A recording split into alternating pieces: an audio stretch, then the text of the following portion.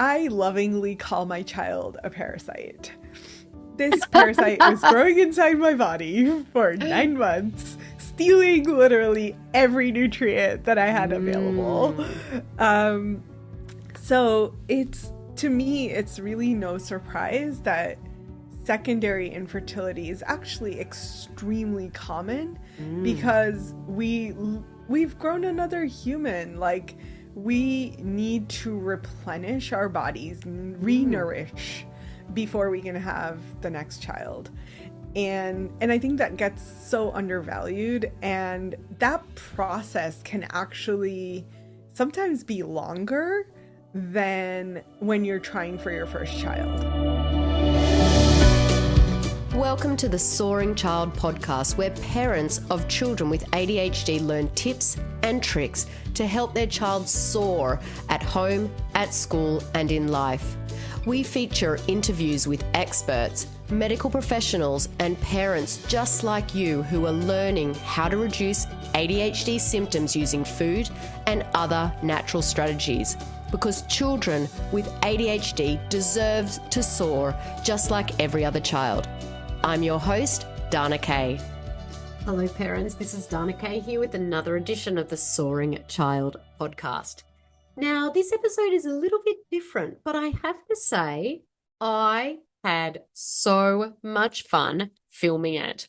It's not a topic that you would expect to have on the Soaring Child, but it is so worth it. There are plenty of parents out there listening that this episode will definitely benefit them. My guest is a double board certified naturopathic doctor and endocrinologist in practice for 15 years. Dr. Aumatma supports couples to create the family of their dreams and also trains doctors who want to specialize in fertility. She is the best-selling author of Fertility Secrets, What Your Doctor Didn't Tell You About Baby Making, and she is on a mission to help bring healthier, happier babies into the world by creating healthier parents and the planet. Dr. Aumatma has been featured on ABC, Fox, CBS, KTLA, Mind Body Green, and The Bump as the holistic fertility doctor. So you wouldn't think that fertility would be something that I would talk about on this podcast, but I have to say there were a lot of amazing tips dropped in this episode that will not only benefit those that are trying to get pregnant, but also those who have had babies in the past. Did you know the postnatal period goes for 4 years? So if you've had a baby in the last 4 years, this is an episode not to miss. If you're planning to have a baby in the next 4 years, this is an episode not to miss. But if you're not planning to have any more children, this is an episode not to be missed. Now it's time to welcome Dr. Aumatma Simmons to the Soaring Child. Hi, thanks so much for joining us today. Thanks for having me. I'm so glad to be here. Yeah, I am so excited that you're here actually. And you know, people out there listening today will probably think, well, this is a bit of a funny topic to have about ADHD, but I completely disagree with that, if that's what you're thinking. And that's because, you know, we have many parents listening. We have many parents that have one child that are considering having a second child, or even a third child. And so I think this is actually the perfect conversation to be having about what we can do to prepare our bodies and prepare our future children for optimum health. And so we are here diving in today talking about conception, which is really, really interesting. And I can't wait because I've really never had a conversation with anyone about it. And this is kind of I've got a bit of a, what's the word? My own personal reason for wanting to get you on. I think I shared with you when I was actually on your podcast that I did have issues conceiving my second child. And, we did 5 rounds of IUI and we did 2 rounds of IVF, and I wish I'd known you back in the day. So that's why I really wanted to bring you on here in case there's anyone else out there having trouble conceiving. Yeah, absolutely. I feel like there is that internal sense of like, but I already had one child. Why can't the second one be just as easy as the first one? And it's hard, like even secondary infertility, kind of what the name is technically, it's hard. It's still hard. Like, who cares if you already have a child? It's still just as hard not to be able to have number 2 or number 3, whatever it is that you want. Yeah, look, I mean, when my husband said let's have a second child, actually, I was the one that was like, oh, really? Are we ready for that yet? But I'm glad that he said that because it took us a very long time to have him, our second son, and so I was glad that he actually pushed for it. Otherwise, we'd probably still be trying. So let's dive in and let's start, right back at the beginning. What can couples do prior to conception, not only to help them conceive, but also in preparation, they're preparing their bodies for actually having a baby. Yeah, I think that what's really important to remember is I'm going to talk as if most of the people we're talking to are Aumatmas already. Yep, and they are. After having that first child, or after having a child, I don't care what number it is, you are likely to be experiencing lots of things. We can call it the postpartum period if we want. But that postpartum period, which generally is thought to be 3 months, is actually more like 3 years. Wow. So there is a lot of hormonal dysregulation that kind of your body just is used to being pregnant for a period of time. There's a lot of hormones flooding your system. And then once you have baby, the body's like, okay, how do I like reset and rebalance? And it's really often during that time period that we're trying for the next baby. So it's really important to remember that it's okay and it's normal for you to feel all of the things that you're feeling. B, even if you don't have a plan to have another child yet, it's really important to start working on all of the hormone imbalances or things that you might be experiencing. Like, please, please, please get support for that postpartum period where you're like, things are just not right. Like, I'm 4 years postpartum and I'm still like, my body's still not back. I'm still like, I'm 13 years postpartum and my body's still not back. So yes, let's blame it on that postpartum period. Right. Not on the gluten and dairy free chocolate chip cookie that I just ate just before filming this episode. Oh my goodness. Well, it could be the cookies, but but if there is this like you are feeling off after having a child, it's okay that you're feeling that way, and it's important to get support for that regardless of where you are on baby number 2, 3, 4, whatever it is. And then the second piece of it is I lovingly call my child a parasite. This parasite was growing inside my body for 9 months, stealing literally every nutrient that I had available. So to me, it's really no surprise that secondary infertility is actually extremely common because we've grown another human. Like, we need to replenish our bodies, re-nourish before we can have the next child. And I think that gets so undervalued, and that process can actually sometimes be longer than when you're trying for your first child, right? So it's like, well, I had baby number 1, now it should be easy to have baby number 2, and sometimes, oh my goodness, sometimes I have women who come back literally within 9 months postpartum, and they're like, okay, I'm ready. And I'm like, did you even stop breastfeeding? Because this child is still your parasite. Yes. Leeching everything off you. Yes. Yeah. So it becomes so much more important for a future baby to replenish and nourish your body prior to even thinking about having the next child. Okay, and so how do they do that? How does a woman replenish and re-nourish their body? And even if it's got nothing to do with having another child, how do they do that to get themselves back? Yeah. Yeah, I think so here's some things that I've been doing.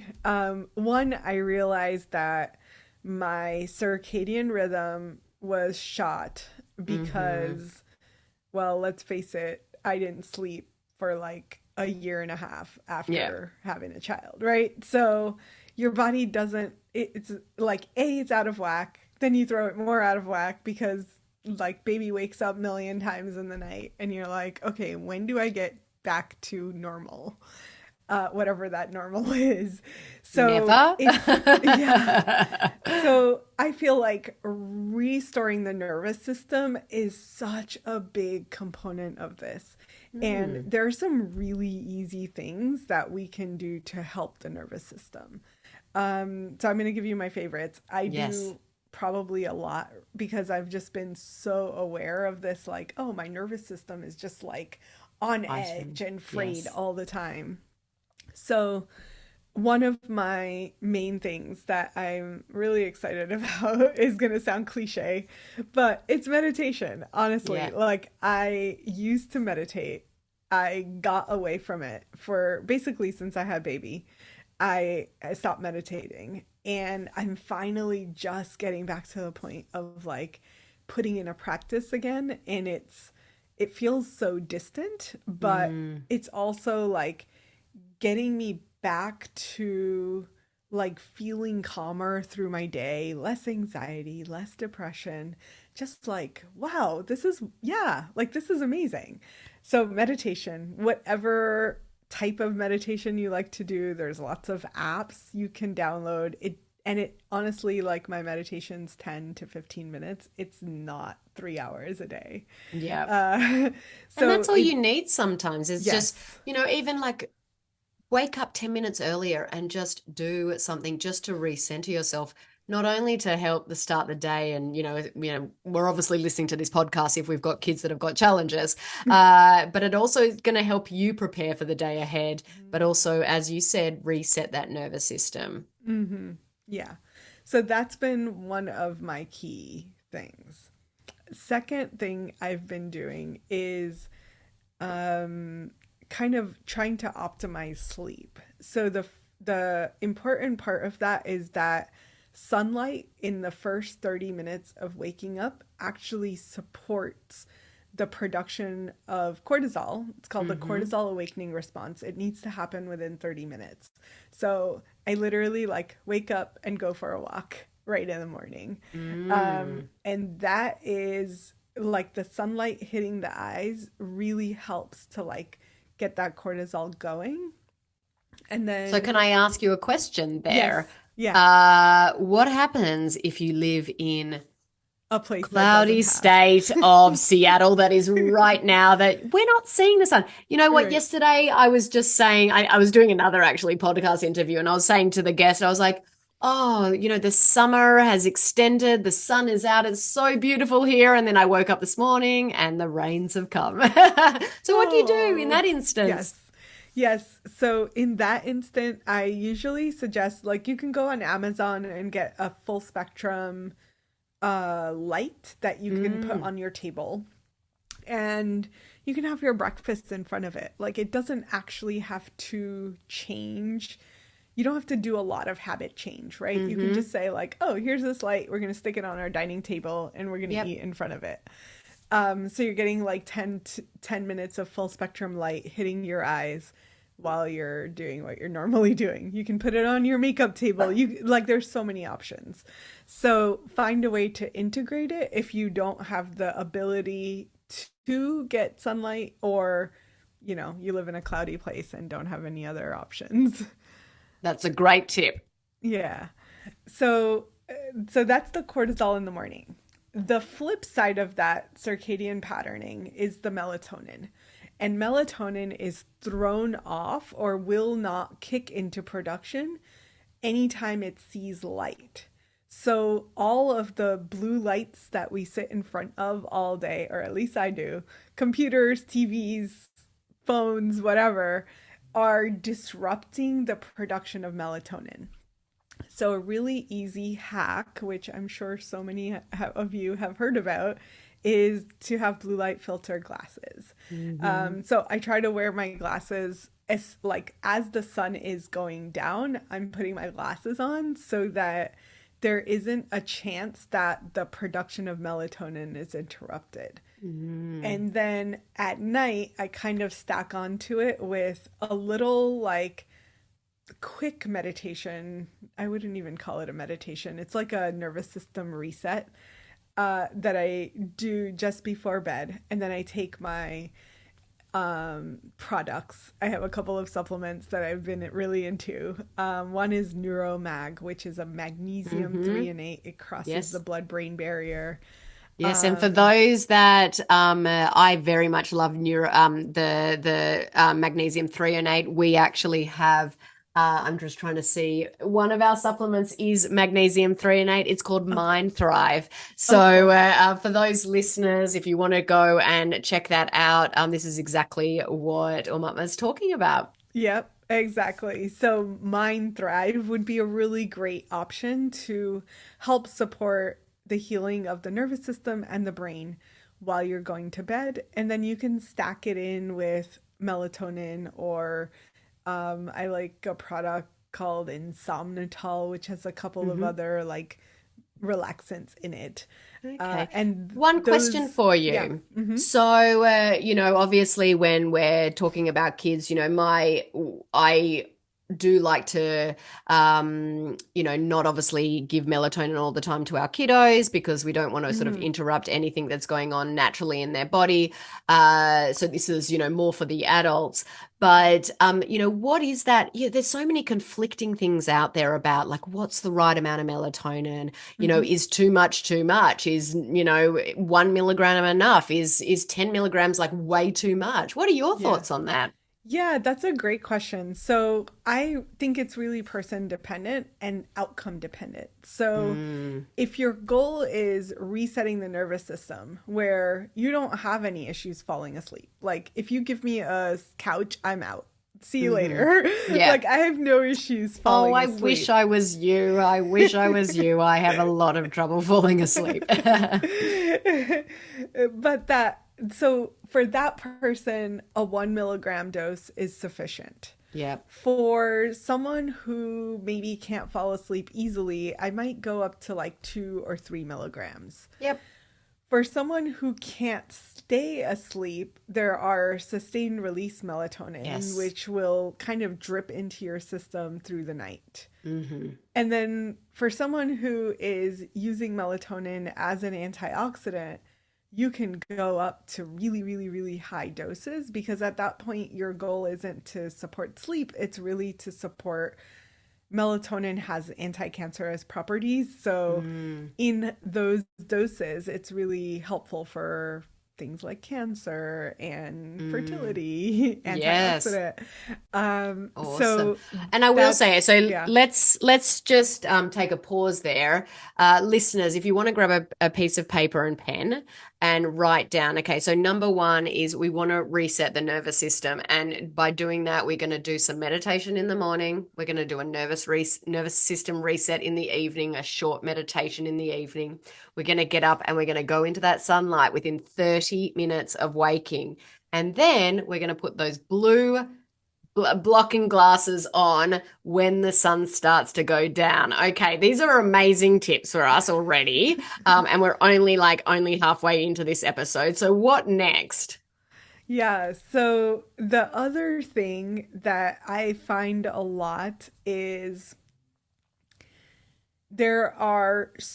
we are literally hormonal soups, right? There's so many hormones going on. Yes. But one of my favorite hormones that literally you can buy it, but it's not like one of these hormones that's going to get replaced. It's really like your body has the ability to produce this hormone on its own. This hormone is called oxytocin. I love this hormone. And Wow. the reason is A, oxytocin really takes us into parasympathetic mode.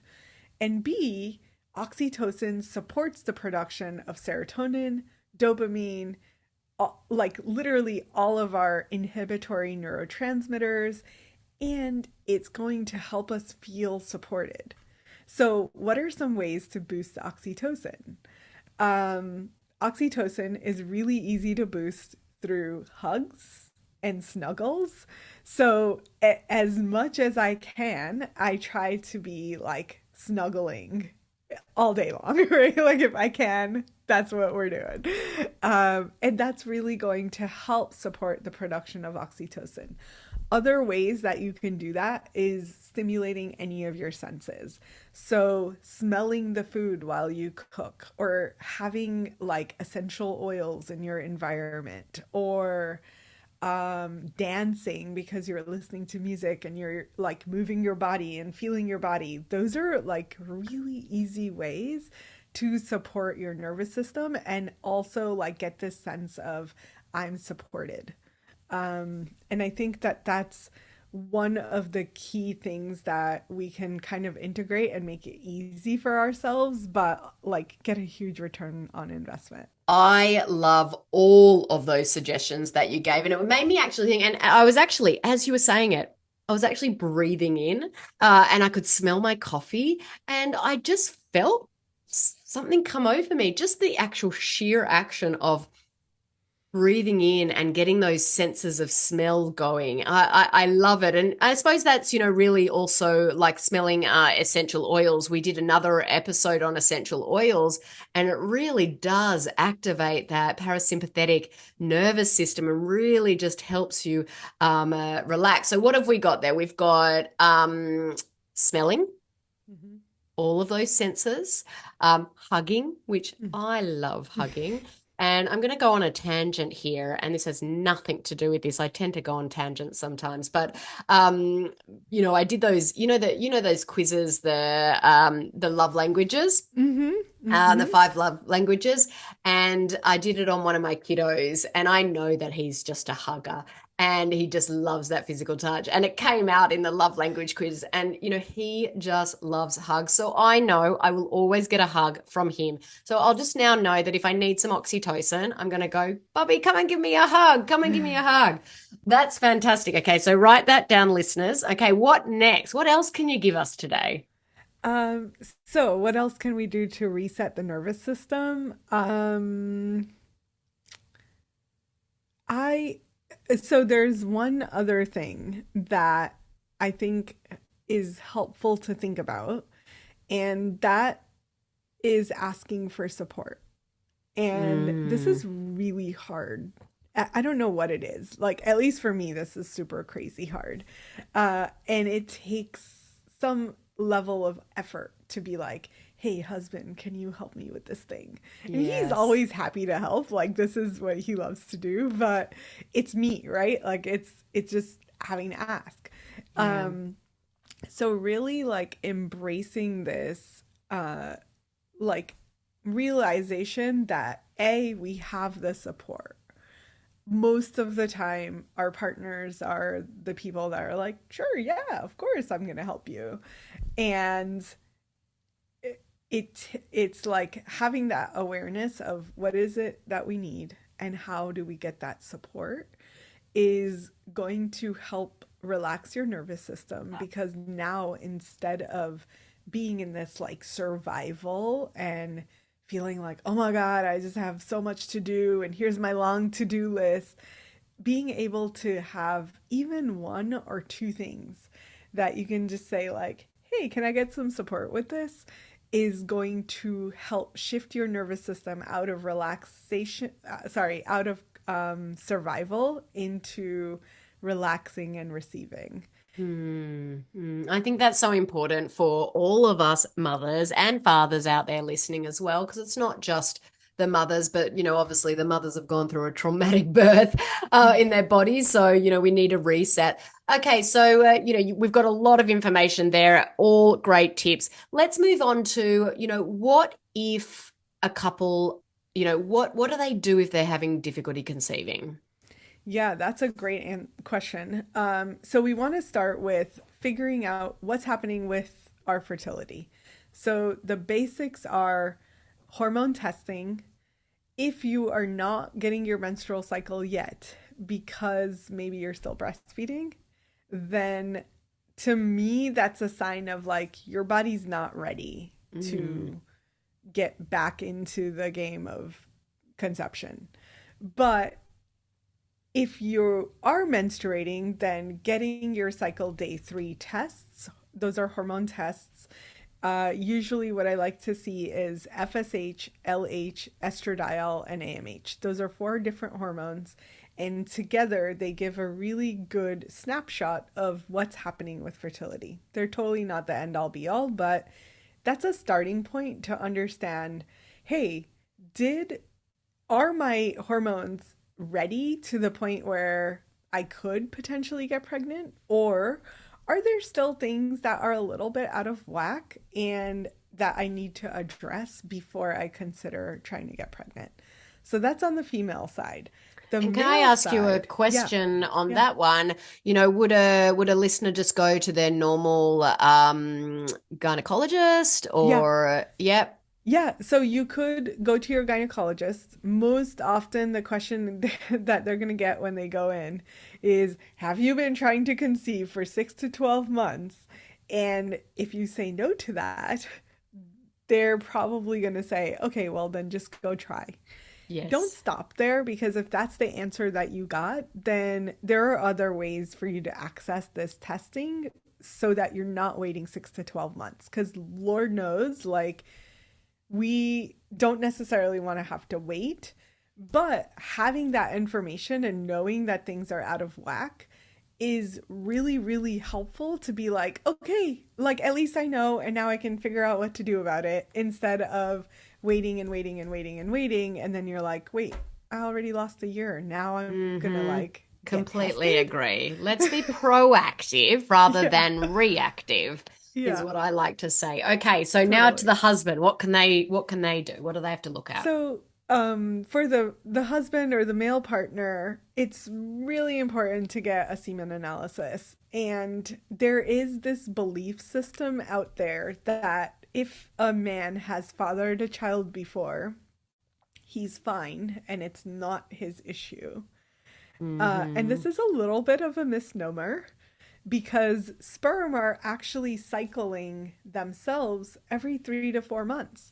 So every 4 months, theoretically, he could have a completely different semen profile than he did prior. So like the number of times that I've heard this, but my partner has an 18-year-old. I'm like, that was 18 years ago. Yeah. Like, there's a lot of change that has happened in 18 years. So like really not pausing at this idea that, oh, it's not the man, it must be you. And really like taking a step back from that and just saying like, hey, if we want to speed this along and we want to be like in sync with each other, where we're like, just like, okay, what else? Get the semen analysis. Yes. And the cool thing is, a lot of semen analysis used to be having to go to a fertility clinic, which was kind of expensive, honestly. There are some really great at-home semen assays. Ooh. So some of the companies that we refer to, probably our favorite is called Meet Fellow. And they do a semen analysis that's count, motility, and morphology. So they capture all of the major things that we want to know about sperm. And what you may not know is that you could have gotten pregnant the first time around without very little effort, but your partner could still have had crappy sperm. Yes. Right? Like you only need one sperm. And for that time it worked, and in the future you're like, wait, it's not working. Why isn't it working? So it's really important. And like, just like having the information so that you know the full picture is the best thing you can do. So that's Now, the first step. okay, go. Yep. Sorry, Yeah. I was going to interrupt you, but you're still on this train, so go for it. So that's the first step. You can really continue that process with kind of optimizing diet. We already talked about the nervous system. Like that to me is the foundation of everything. So if you take nothing from this interview, then do the nervous system stuff. And then diet and lifestyle. And a lot of times the diet is like, I don't know, we're in such a culture of like dietary restrictions, but it's focused on some sort of research that isn't based on our bodies. And I'm a big proponent of like, well, what's appropriate for you may be terrible for someone else. So really knowing your body and like listening to your body, right? So if you're like, hey, every time I eat that gluten-free cookie, I actually feel like garbage, then Well, can I just tell you right now, I'm sitting here thinking to myself, my stomach feels so bloated right now.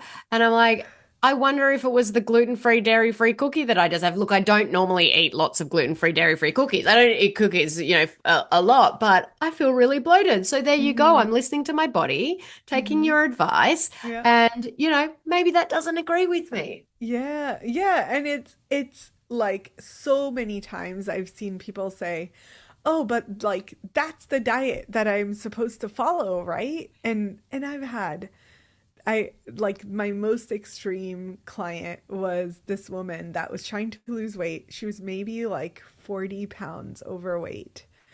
And she came in and she was like, I've tried every diet under the sun. And currently I've been following paleo for like 2 years. And like really strict paleo. She was eating beef, chicken, and kale and some other vegetables, and that's Wow. it. And I'm looking at her like, something's not right here. Like you shouldn't have this excess weight if this diet is working for you. And she was like, yeah, I just can't seem to lose the weight. We ended up doing a food sensitivity test. It turns out literally every single thing that she was consuming was on her extremely sensitive list. Yeah. It's usually the way, unfortunately. It's the same with us and the kiddos. Like for me, my son was highly reactive to raspberries, but I was feeding him loads of raspberries because, they're really high in antioxidants. They're really good for you. Yeah. But no, didn't agree with him. So completely agree with that one there. Yeah. Yeah. So just like throwing out this conventional sense of diet that we have and really like tuning into our bodies, pay attention to what you're eating and how you feel. And you may quickly correlate like, oh, even though this is technically supposed to be good, gluten-free, dairy-free cookie, technically good-ish. Except for the sugar in there. Right, the sugar. That's why I said good-ish. But if it has you feeling like not something that you want to be feeling, then just make a note, right? Like you don't have to cut it out yet. Just make a note and then try it again a few weeks later. You're like, yeah, I feel that same feeling again. Yeah. Okay. Now it might be time to say, do I just cut it out? Or do I have this like general sense of not well after most of the things that I eat and I can't narrow it down to one or two things? In which case a test is totally appropriate. Yeah. So kind of like listening to your body and paying attention to your body. And simultaneously, I would say, like, we also equally normalize the symptoms that we have around our periods, around our menstrual cycles. We're just like, oh, isn't it normal to feel PMS and headaches and pain with my menstrual cycle and all of those things? And like my response to that is no, it's not at all. Like listeners, listen to that. It is not normal to have pain and PMS and just feel terrible. Okay. Yes. So if you are having it, you need to follow Miss Dr. Aumatma over here and, listen to some of the things that she's suggesting. Yeah, it like I think as a culture we've just normalized it, and Mm, instead of like thinking of it as normal, it's certainly common. I would yeah. say 1 out of every 2 women experience symptoms with their menstrual cycles. Yeah, it's kind of like constipation. It's not normal, but it's very common. Very So, common. yeah. Yeah. So what we've got, do some of the basic testing. We're, cleaning up our diet that's good for us, our lifestyle. And a lot of the stuff that I talk about on this podcast is the same thing. Everything that I suggest for these kids is the same for us. Like we need to Yes. optimize our health. We need to live a low toxic life and Mm. really, just optimize our body. So what else? Are there any specific supplements that listeners should, look at taking? Yes. So some good supplements would be, and these are actually great for prenatal, postpartum, and preconception, right? So they Mm-hmm. stay the same throughout our whole fertile years, as they Yeah. call it. So the primary is a really good prenatal. Your prenatal, contrary to popular belief, should not have folic acid. Please do not Yes. consume folic acid. Do not, do not, do not, do not. And I'm going to say it again because I did. Okay. And I have a genetic mutation which doesn't allow my body to process folic acid. Yeah. And, was that something that contributed to my children's health challenges? Maybe, maybe not. So, Mhm. that's a topic for a whole other day, but just make note, do not take anything, even if you're not trying to conceive, do not take anything with folic acid. Do not eat cereal that's fortified with folic acid. Do not, have any supplement that contains synthetic folic acid. You want to have something with methylfolate or folinic acid. Amen. We could just mic drop, done. Yes. Okay, so a good prenatal, not with folic acid. Ideally, you know your iron status, your like ferritin, which is iron storage in the Hmm. body. If you don't, just like replenishing iron is really helpful. And then choline is probably one of my favorite prenatal supplements. So if your prenatal doesn't have choline in it, that's something you're going to add separately. And the pro of phosphatidylcholine is that it's a precursor to serotonin. So There it you also go. helps you feel Yeah. happy. Yes. So we have those. And then your last supplement is good quality, non toxic EPA DHA. So those are often fish oil extracts. You can, Hmm. if you're a vegetarian or vegan, you can also opt for flaxseed oil, hemp seed oil, the more natural Yeah. versions. And listeners Um, out there, we also have our own Omega Thrive, which is good Boom. quality EVA DHA. You are giving really a lot of opportunities for me to share our supplements today. Well, You there should you go. probably I can share be your your promo own. gal. You should totally, you've got your own supplements though, don't you? We do. We have a Yeah. line of fertility supplements. Mm. The funny part, though, is that they're not the foundational things. Like, we're Mm. really into, we see some of the hardest fertility cases Yeah. around the world. Mm. And our line of supplements is really meant to be unique in the sense of like, this is not like walking off the street and here I'm just going to order this thing because it's going to Yes. help my fertility. You really have to know like why you're taking this. Yes. Right? So they're Yeah, more definitely. targeted basically. Yeah.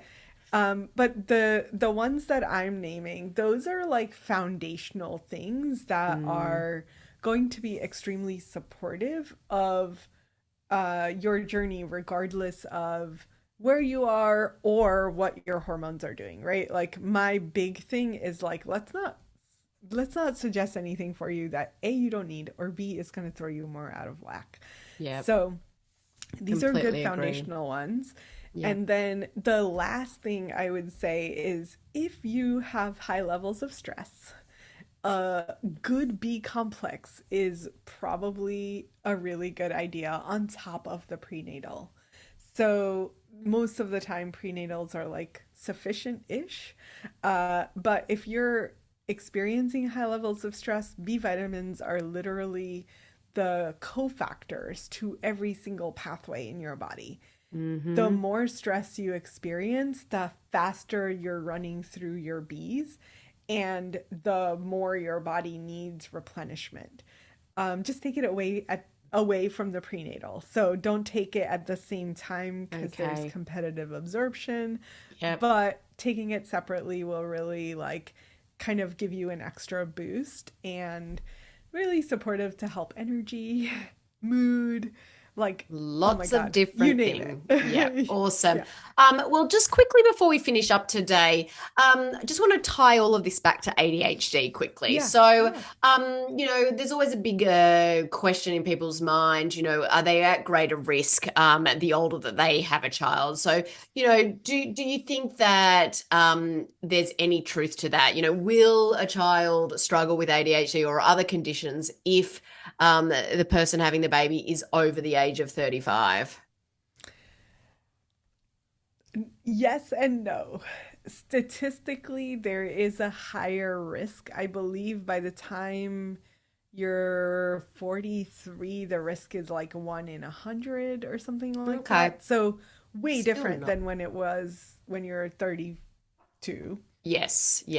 With that said, we have lots of ladies who are way over 40 getting pregnant who have completely healthy babies. Yes. So my perspective on that is that we are potentially pinning on age what has to do with diet, lifestyle, lack of nutrients, and lack of honest, good support. So I feel like this is like such a biased opinion, but I believe that so much of this is supported or maybe even preventable if we get that support prior to conception. So 100%. And honestly, I will say that, you know, this is just general advice for life. You know, do it prior to conception, do it post-conception, do it when you're getting your hormones back in whack, you know. So all of these things can help not only prevent some disorders and everything in our children, but also help, you know, disease and everything later in life. So diet, lifestyle, stress management, nervous system regulation. Anything to add to that? those are good. If you guys do these things, you probably aren't going to need me. Yeah, well, Aumatma, this has been so much fun. I've had so much fun with you because, you know, we're talking about something completely different, but it all relates. It all relates. And I love it. And I think the listeners are going to get so much out of today's episode. I really appreciate you joining me and sharing your knowledge and your experience with the listeners. Please tell listeners where they can find and follow you online. Yeah, so I'm on Instagram mostly at Holistic Fertility Doctor. You can find me there. And if you are on TikTok, I'm also Holistic Fertility Doctor on there. TikTok is fun, you guys. Like, oh my gosh, don't get me started. The most fun there right now. Do you? I have the most fun on Instagram. I was forced to do TikTok. I do it begrudgingly, but I do have the most fun on Instagram. Well, it's really fun to be with you today, and I hope that for those of you that are listening in, you will take at least one thing that you have learned today and apply it into your life, and let me know what changes. Fantastic. Thank you once again for joining me today. Listeners, thank you for tuning into this week's episode of The Soaring Child. I'm Dana Kay, your ADHD health practitioner. Keep on thriving.